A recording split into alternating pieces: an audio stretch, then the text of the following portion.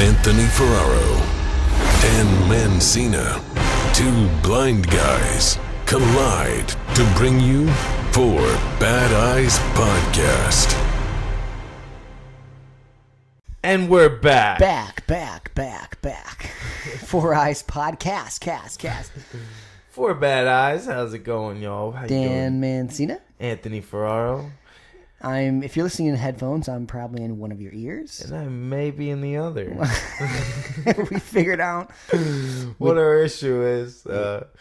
It's called Two Blind Guys, Four Bad Eyes in the studio trying to figure out a mixer, garage band, sound equipment, trying to do this for the first time. Like, you'd think it'd be so easy. Like, oh, I'm just going to plug in and record. And it's a lot more than that, I tell you. So much. I mean, just adding one more mic is... I'm kind of used to it from my other podcasts, but I'm so used to just one mic that this is a whole other thing. So it's insane. It's easy when you have one mic, but when then you start adding another to the mixer, and then you add the microphone or the multiple headphones, lines. And it's a headache. And we're like on the phone with different people. We're just troubleshooting stuff, and like we recorded episodes that we've had to scratch in the past, and it's just it's been a journey, man, just to get started. We're working away, though. We're getting better. Bear with us. Thank you for listening, though. We do appreciate it. We do. And yeah, man, it has been in an awesome past, 4 days, 5 days? I don't even know anymore. They're all blending together. It's I don't even know what day it is anymore. I don't know. Today I ate breakfast and then just laid down and hit a wall, fell asleep for 20, 30 minutes. I don't even know how long. And we've just been going around the clock nonstop up till 3 o'clock every night. 3 a.m. at 3 a.m. least. just trying to figure everything out and keep bouncing ideas and nonstop. It's been fun, and it's been definitely a grind. But we've gotten. I mean, you guys came here Thursday. Mm-hmm. We filmed 3 TikToks that day. I think.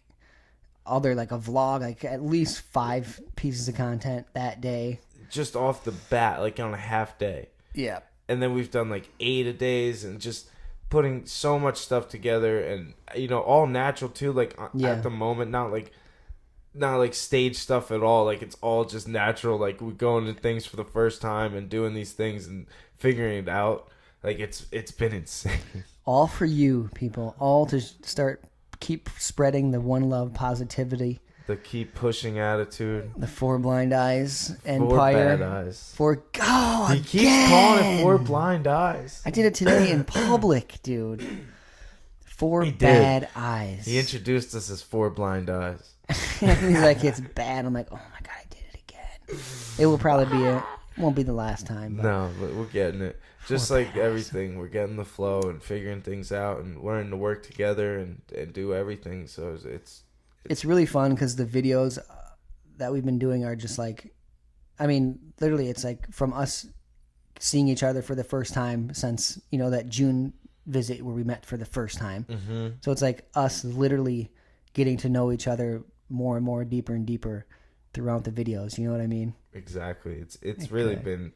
Should be fun to watch. It's been wild to see the relationship pan out too, and just everything figuring how we work together to figure out different challenges even, and it's been insane.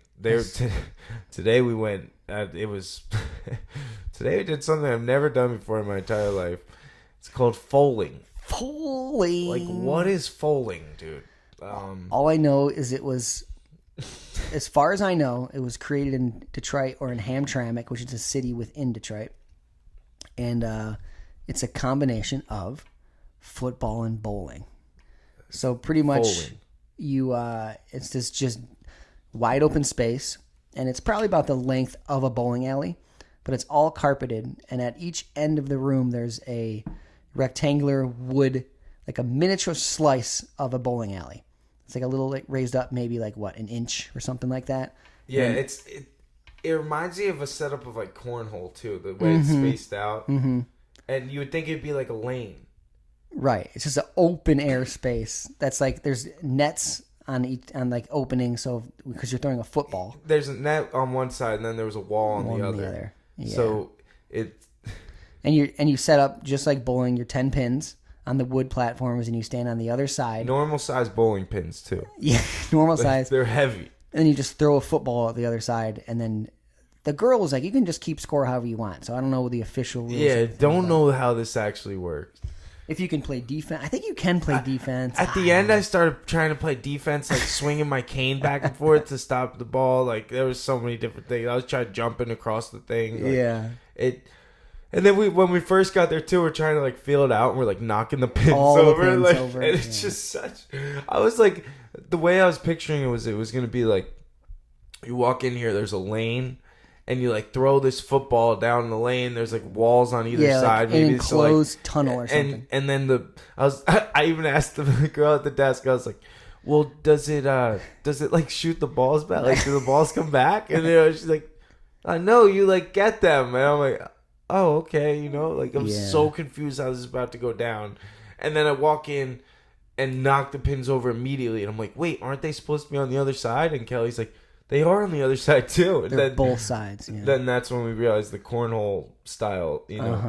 And then we're making noises to each other to like try and it's making bird noises. I'm like tapping my cane, doing anything, like clapping, and Dan hit one right off the bat. First go, he hit like 5 pins down, and it was like incredible. And then I go, and I threw it so hard. I threw it like 10 feet past him into the net, just like, right over my head, spiraling. I was kind of nervous after that one. After that, I would do my caw on the end, and then I would like run over to the side and just cover my kidneys and my duck into the corner. Yeah, that was fun though. I was surprised at how easy a bowling pin falls over. Yeah, you know what I mean? They're pretty top heavy. I thought it'd be a little bit more stable. You like tapped them with the if you like tapped into them by just accident, barely go, and then they start rolling, and then it's the domino effect. And you're like, no. Fowling though, so check that out if you got one in your area. Start it, dude. A great business to start. Fowling, dude. It's pretty fun. It was really fun. Oh, and then also within the same building there was a simulation #golf, and that was fun. We did like the driving range, and that was not fun. We were both whiffing. I hit so many air balls. So the way it was set up, there's like a green, or where the tees are, and then you put the ball there. You have real clubs, and it's a real golf ball, and then there's this like screen that lights up. So we were in Banff National Park, baby. Banff, and we were. The screen's only like 15 feet. Yeah, 15 feet away, and it's like this really soft screen. So you hit the ball as hard as you can into the screen, and it stops it, and it's just this crazy system, and then it tells you how fast you hit it, how far, the angle your ball was at. Where it would have landed in the national park, like in the woods. We were in the woods a lot. Yeah, we were definitely in the woods. I didn't even get some out off the tee. Like it literally got to the point where I was so frustrated. Yeah, I could tell you're getting frustrated. I was definitely getting frustrated because I've played golf before too, and I've been pretty decent at it, but I was not feeling it today, and I was really I'm like, oh, I'm gonna get this ball hit out of the park. It was the clubs, dude. It was the clubs. It's definitely the clubs, dude. The grip was off.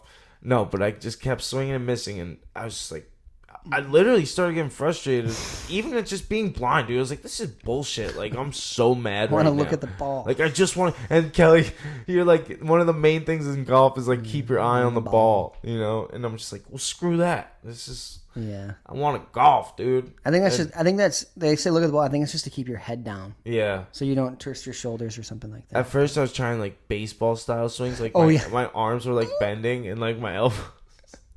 Because I never had the advantage of being able to see how other people do things, so I just try and figure it out, man. And that sometimes I look really awkward. Yeah.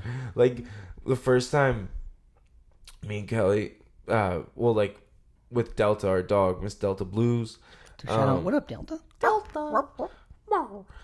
She, when I would play fetch with her, I would throw the ball at the beach. Dude, the way I threw a ball in the beginning was just embarrassing. Like, Ellie couldn't help but to laugh. I would throw the ball and would release at the wrong time, like it would just go like pop in the air basically and go nowhere. And I'd like think I just threw it so far, you know. And I'm listening to hear the landing, and it's like 10 feet away. And then finally, she like taught me how you have to like let go pretty late, you know, in the throw. And I looked so funny doing this, like doing these like arm motions and like trying to figure out how to throw. It's just... Well, you come a long way throwing passes to your boy, dude. I don't want to say his name wrong again. Oh man, dude, that was a weekend. Rob Gronkowski. Yeah, I think we talked about that. Did we? I feel like in the first episode. Yeah, when I threw a pass to Rob. That right was over crazy. his shoulder. He was hyped. He posted dude, he posted the funniest thing on his TikTok, like a reply to my comment, and he's like, "Anthony, it was great meeting you, man. You're a real inspiration." And he's like, "I also love Miss Delta so much." He's like, I can't wait to have he has a dog named Ralphie. It's a little French bulldog, and he's like, I can't wait to have next time we gotta make a Ralphie and Delta TikTok when they hang out. Sick, so dude. it was sick, dude. And then he got the we kept calling him the GOAT, and then the greatest of all time, and then Tom Brady, like 2 days later, officially gave him the GOAT title. Got the badge from the dude. man himself, the other GOAT. What up, Gronk? What up, Tom? Sick, dude. Sick. That's actually funny. In VRT school, we learned a lot about, like, knowing, like, people, especially people who are born blind, and, like, having to teach every single step. You know what I mean? Describing things in full detail. Yeah. Because, like, they don't have that advantage of, like, seeing it, someone actually do it. You know what I mean? No, exactly. A lot of people do the visual, you know, what is it, like imitating it and mirroring or whatever. For us, it's like the more descriptive you are with teaching something, the better it is. Like that's why I think for people have tried to show me, like, explain skate stuff to me before, but when I'm like learning from you, it's because you can't see either. You know how exactly how to tell me what I need to know. VRT proud, baby. VRT proud. How long was VRT school? It was 1 year. Vision rehabilitation therapy. Yeah, 1 year grad school. So you got to get your undergrad. And then it was just a year of school and then 6 months of an internship with a, you know, like accredited spot or whatever they approved. Where'd you get your undergrad? Or what did you get it in? I mean, undergrad was at Eastern Michigan University, the Eagles. Eagles. I got it in psychology because I was in after... So I can kind of pick up where I was talking about my school last time. So after I was in, where was I at? Massage therapy. Oh, and then I was like, this isn't me. And then I was like, I got to go back to school. And I started going, I got accepted to Eastern, worked my way up because I had horrible grades in high school. Like I barely passed high school.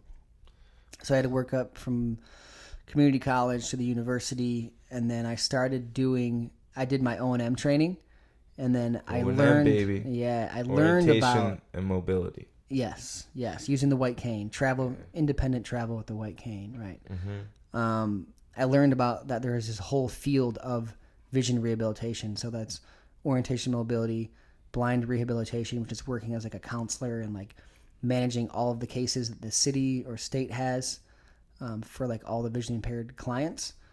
And then there is the VRT, vision rehabilitation therapy, which is like it's the fun.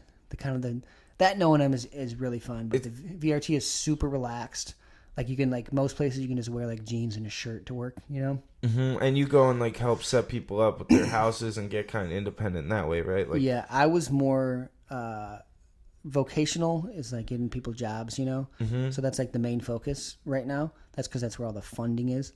But I was going into people's homes and doing that stuff, like a lot of like teaching how to use the iPhone, right, and then helping them anything in the house, whether it be like labeling a microwave, oven, stove, or whatever that is, using different software on the phone and reading their mail and all that stuff. So we teach everything from A to Z except O&M. So it's literally anything to be independent, living on your own. Right, so is what you do. It's a lot of important stuff. It's crucial. Fun though. Then I went into that. So I started at doing, what was it? TVI, teacher of the visually impaired. You did that? That's what I started at. I started in the program. I needed to get 2 more classes to get into the program. So I did a semester of that, and I finishing up some other like basic classes. And then right before I finished that first semester, they dropped the TVI program at Eastern. I'm like, dude, what? Oh, man. And then I kind of like I don't know what to do. Do I transfer? And then I found O&M or VRT, and I was like, oh, actually, this is way sicker.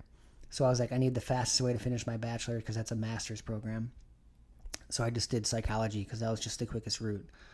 So I banged that out in like, I don't even, like 2 more semesters or something. I was taking like 5 to 6 classes a semester. 4.0 GPA. Went from bad grades in high school to just grind. See, that's the thing, turning around. Yeah, once you figure out what you want to do, it's easy, you know? Easier than... Because you're not as lost and you're actually interested in it. Yeah. But I was stoked because... So did you want to be a TBI and then you just found that instead? Like I did. I was into it. Or were you not that into it? I was into it more for like the schedule because I was thinking, oh, summer's off. Mm-hmm. Be able to skate and do all that stuff. You know what I mean? Also, like, getting like help the kids and stuff, like get set up. Yeah, that's like what you had in like the Philly school. Yeah. I'm sure you had a TBI. No, I had one Braille. when I so the whole school was basically set up for the blind, so you're learning all that in class. Okay. So when I went to public school is when I got a TBI. When you had a TBI. Gotcha. But at that point, I learned so much in those 6 years in Philly that it was pretty much they were just there to help me get the services and everything. Yeah, yeah. It's a sick job. You got to learn weight. You have to learn like we just learned like grade 2 Braille. If you do TBI, I got to learn all the what is it? There's like 365 contractions in Braille. And that's great too. Well, then there's the math whole version, right? Is that Nemeth? Is that what it's called? Something like Nemeth. Yeah, Nemeth code. That's a whole other. It's a whole other like language of Braille to do like math and numbers and everything. It's crazy. That seemed cool, but then they dropped, and then I was like, actually, VRT actually is a better fit. So I got accepted into Western, which is like the best VRT school like in the world, pretty much. And it kind of made sense too. Like that's kind of. It's crazy how you went blind and then VRT kind of became where you ended up because that kind of helped you get a real quick jump start and like getting independent as well, don't you think? Yeah, I was super into it. Was fun to learn because I was also learning for myself. You know what I mean? Like learning all these little tidbits about how to be independent in the kitchen, all that stuff. It's crazy how like things in life happen like that. Like, you fell into that, but it really helped you out more than you could have ever imagined. For sure. Helped me out a bunch. Speaking of TBIs, I haven't talked about this. It was a scratch. I found out in college what I wanted to do. I never forget.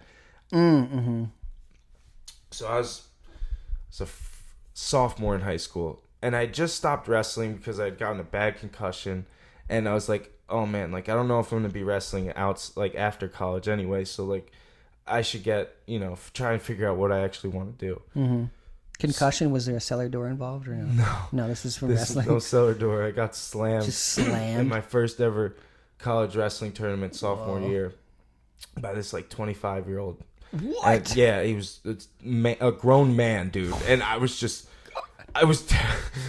little kid basically compared to him, like just basically went through puberty, and so this guy's like full grown, like shouldn't be in school anymore at this point. And it's my first match, dude. 25, he was beyond the scene. He was like, he was like red shirted. He must have went to college late, Yeah.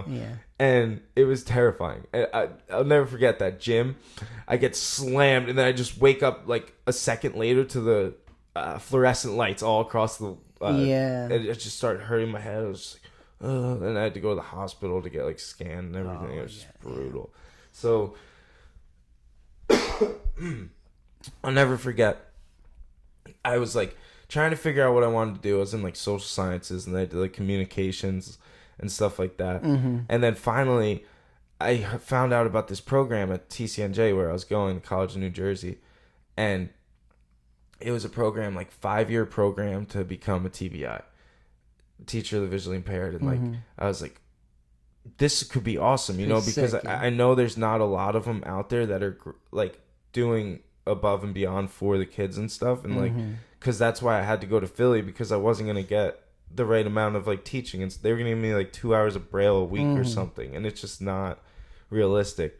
So I find out about TVI, and I'm like, oh, I can help like other blind kids, you know, and like kids that were in my position basically, and help them get the resources they need and help them, all this stuff. I was so excited. It was like this, finally felt like I knew what I was going to do with my life, dude. Yeah. Some and direction. like, no, like it was this epiphany. Like I was set on it, and it was like, this is what I'm supposed to do almost.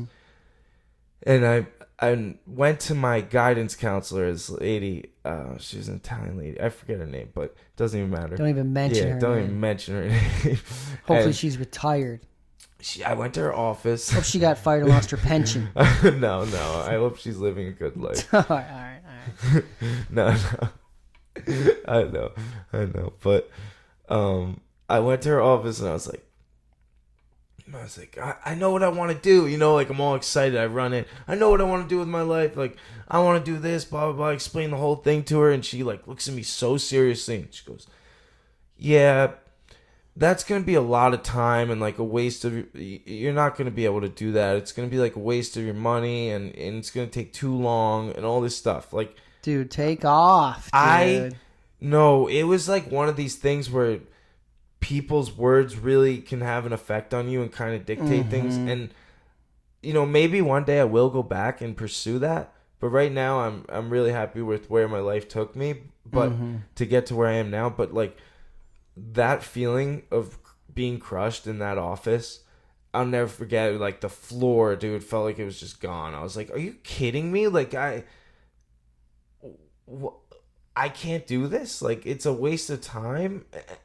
I was so baffled, you know. I was just like, screw this. And at that point, I was so upset.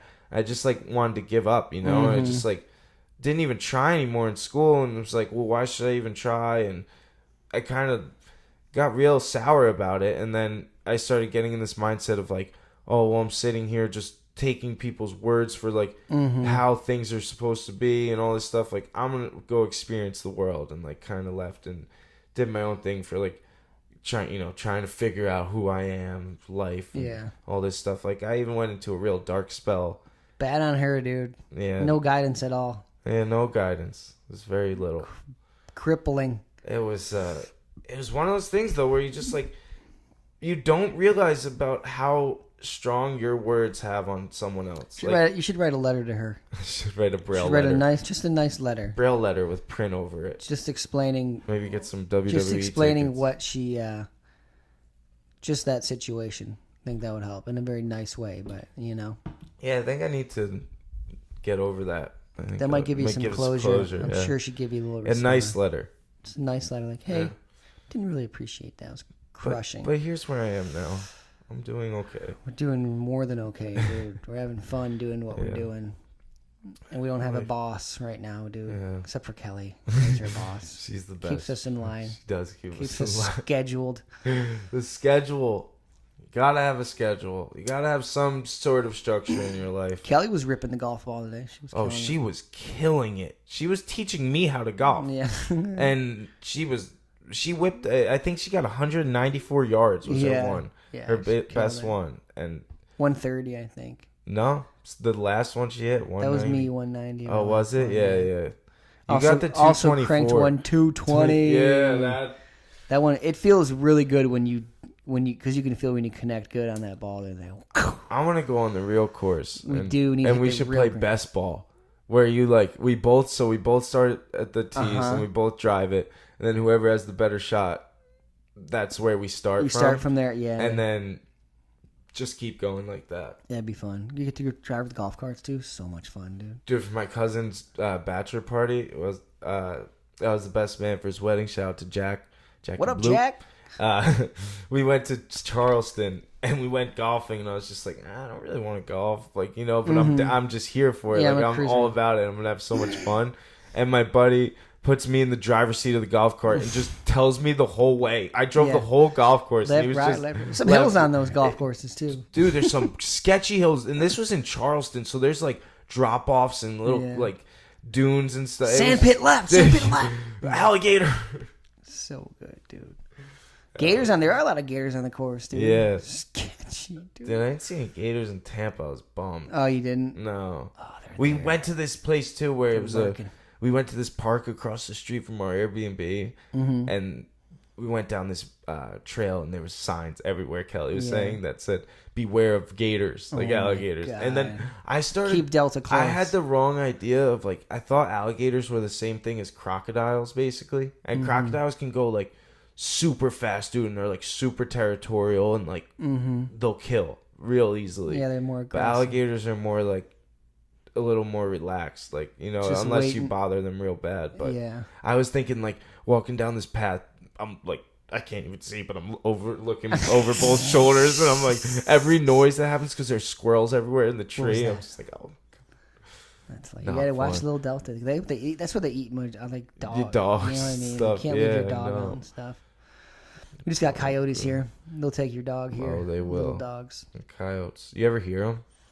No, Heather left the house. I think like the day or two before you guys got here, and so there was a coyote just walking in the front yard, just kind of like looked at her, and then just like kept cruising. So they're around. We see deer a bunch, but they're One little. time I was in- They're little. They're like they're wicked smart, bro. Those coyotes, dude. Wicked smart. One time I was in Maine, the property where Kelly and I got married on, and it was like 2 a.m. We're out changing, so the house is like all solar powered and also generator and stuff, so it's all like off the grid, and we're filling up the generator. How'd you guys post, dude?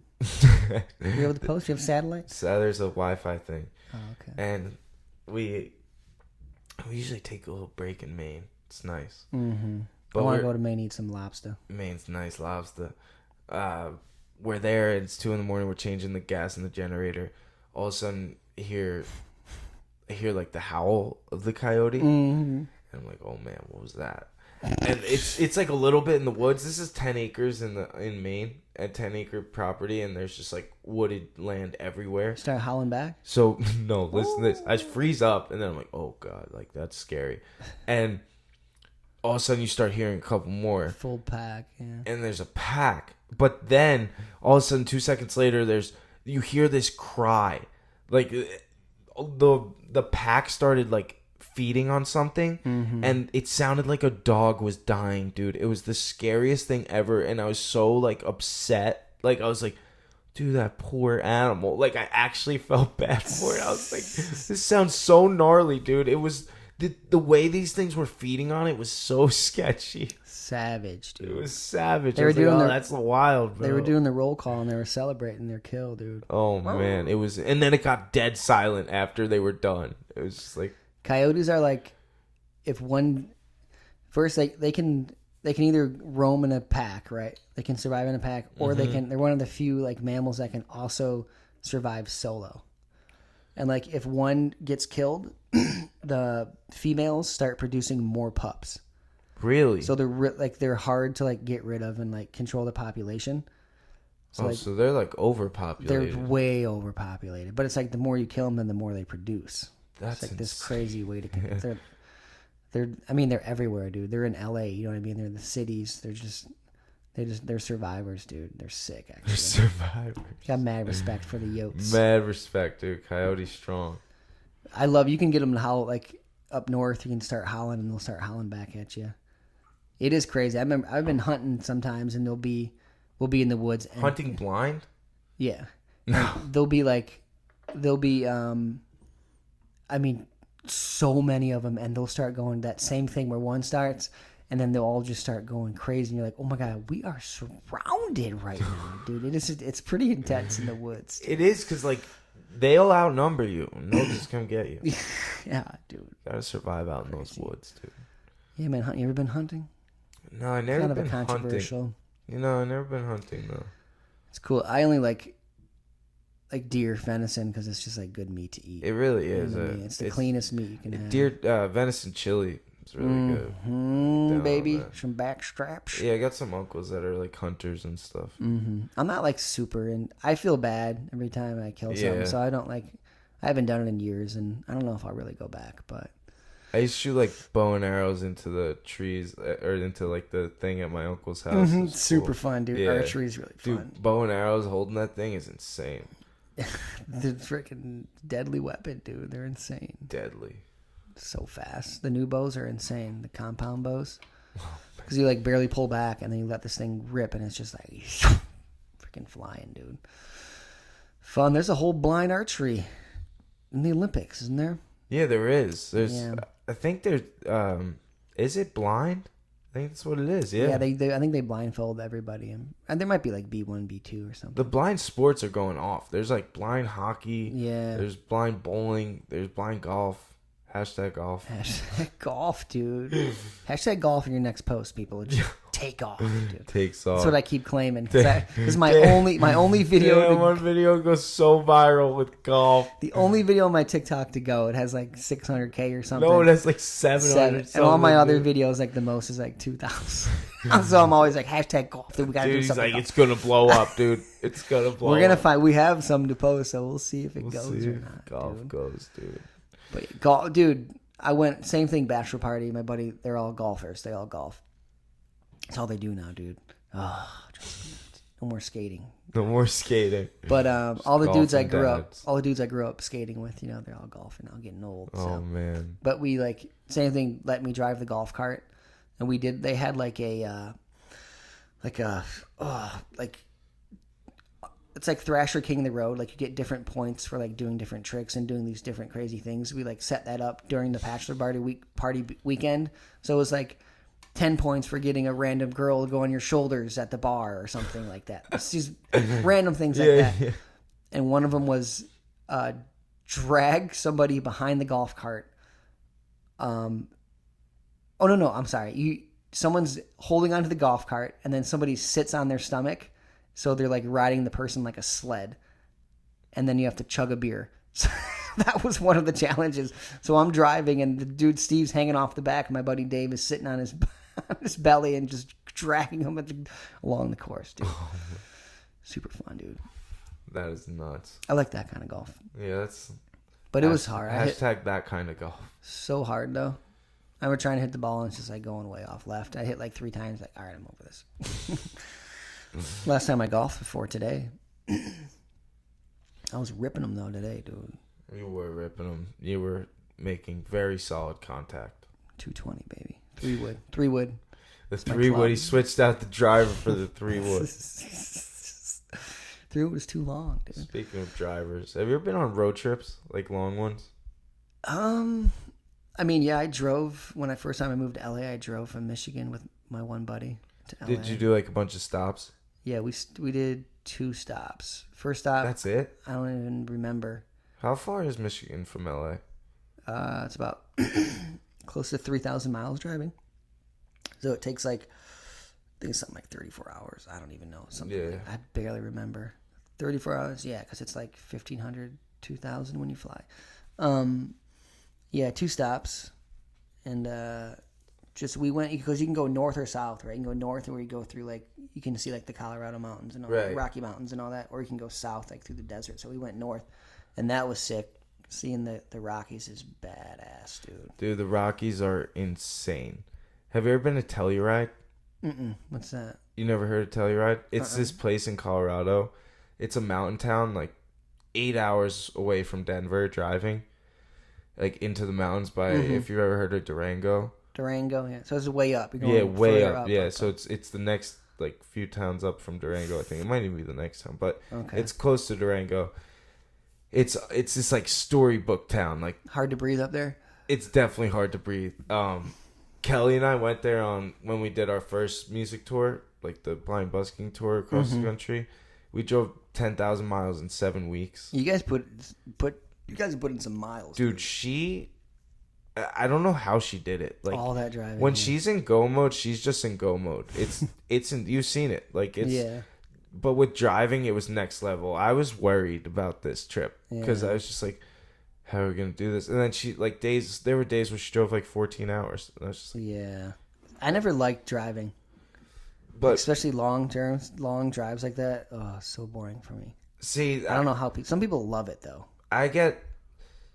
I try and enjoy it because sometimes it's hard for me to stay awake because I have no visual stimulation. Yeah, same. I'm And out. like the first like hour, I'm so hype, and I got like the music blasted. I'm like, oh, this is gonna be great, you know.